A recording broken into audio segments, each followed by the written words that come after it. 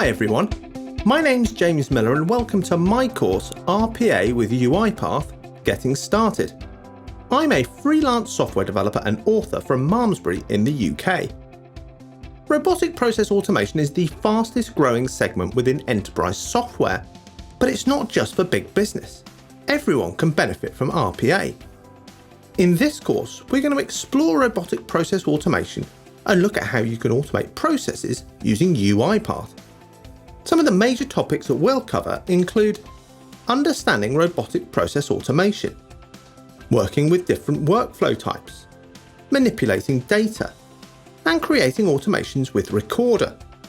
By the end of this course, you'll know how to build simple automations using UiPath, as well as having a good basic knowledge of RPA in general. Before beginning this course, you should have an understanding of some common business processes, such as data entry and reporting. I hope you'll join me on this journey to learn robotic process automation with the RPA with UiPath Getting Started course at Pluralsight.